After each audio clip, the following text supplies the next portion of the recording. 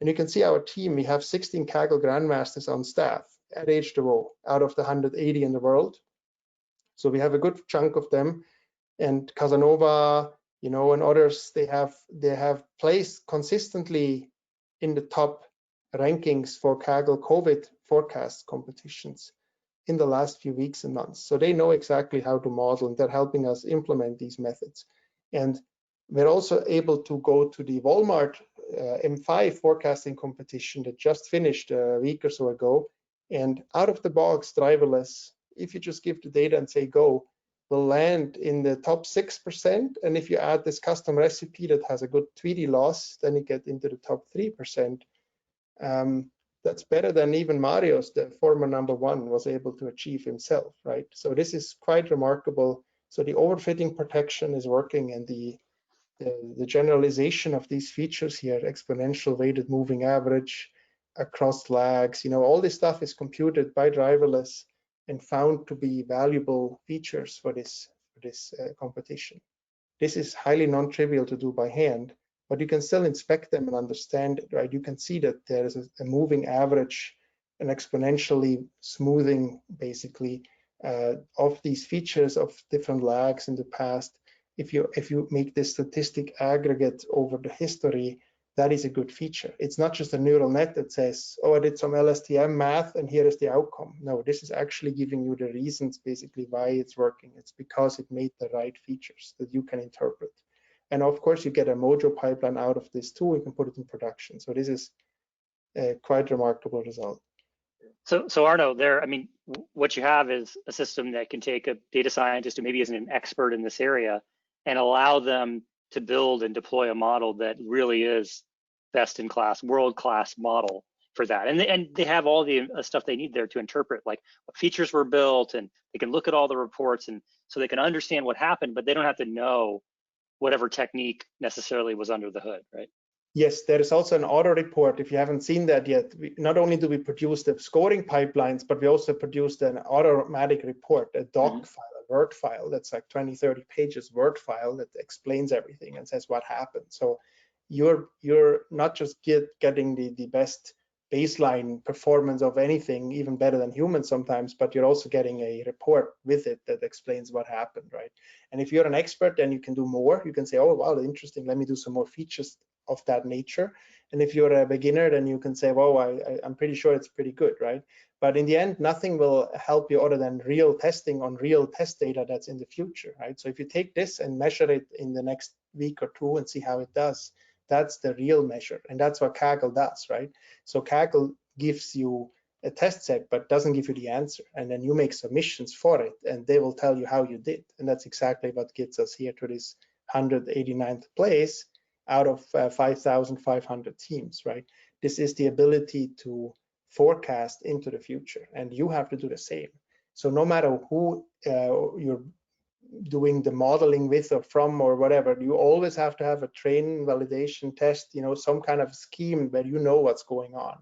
And driverless AI does take the training set, automatically cuts internal validation pieces. So usually you just give us training and we do the rest. However, if you have time series, you do want to give us a little bit of the test set just so we can know, without the target, of course, just so we can know how long you want to make predictions for. Or you have to tell us, because otherwise we don't know, you want to make predictions for a week or for a year or for just the one next day. So some of those things you have to tell us, right? And by giving us the test set, in this case here, we could tell, oh, okay, you want a predictions for 28 days. That's the forecast horizon. So we can automatically determine the best tuning parameters to back test this 1 month's forecast because you gave us the test set.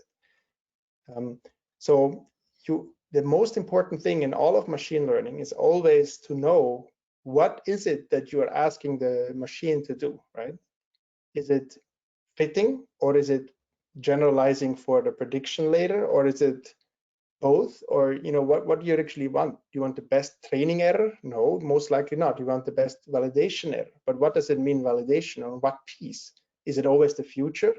Can it be 5 faults, like random faults, or blocks over time, or blocks over zip codes? Like I train on these zip codes and then I test on different zip codes. This is called a fold column that you can also provide to us, right? You can give us the zip code column and say stratify by that, and so on. Like that's the work that's left for the expert to understand. What do you ask the system to do? But once you say, please find me the best model given this validation scheme, then the machine should do the tuning, right? Because it's better than a human at trying all these thousands and thousands of options. And that's exactly what driverless is doing. And even if you're an expert, you notice that it got to like 189 out of 5,000. Like someone could take the information they just got from running driverless and continue to work on the model from there, right? Absolutely, yes. You can take this as a stacking, like this just one number, right, in a overall ensemble of other models. And then you have another model on top that decides for which row should I take which number as input to what degree. And so if you were a Kaggle Grandmaster, and since this is allowed to be used even by the Kaggle terms of service, right, you could build a stacked model together with your other stuff and include driverless. You could use driverless to kind of just do the initial exploration to tell you what techniques are likely to be good. It's going to do all the hyperparameter search and tuning. It's going to do all that stuff, out of the box that kind of could be kind of tedious, right? To be honest, and take a lot of time to do that for you. And then you could kind of go from there, right? To take your skills to the next level.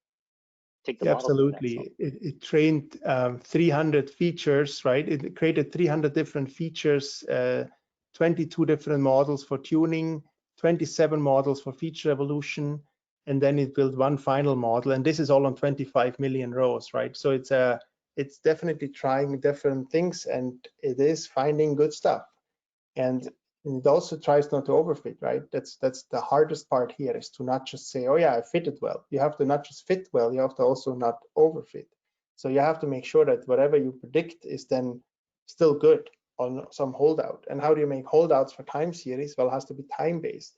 You have to do moving windows, back testing, and so on. And this whole thing, you shouldn't like overfit on the past, but then you don't know what the future looks like. So in this Kaggle competition, many people overfitted on training, and then they dropped many ranks. And you see these people that landed in the top positions, they jumped by 5,000 ranks. They thought they were horrible in training on the public leaderboard, but then suddenly they were amazing in the private leaderboard. So do you want a model that jumps around like that, or do you want a model that's actually quite stable? See, this one is stable. Driverless has roughly the same score on private and public, which means it's a robust model. It's not just luck that you end up there. And if you change the recipe a little bit, then you're still in the top 6% or 5%. It's always there, right? It's not just lucky one time. And this is all the default settings, right? Yeah, and a couple of things there. One, you could go from there by then using the recipe functionality to add your own custom code. You can pick from open source recipes that we have out there. I mean, there's just tons of things you can do to take the model from there if you're an expert data scientist to move it up to the next level of accuracy, whatever you want to do. There's just a lot of customizable capabilities in here, even for advanced data scientists. This was a custom loss function, for example. It wasn't just the RMSE, but the model was trained on RMSE. So someone could implement this custom loss function, right? And then train specifically to optimize this instead of just optimizing something else. So there's all these options for experts, absolutely.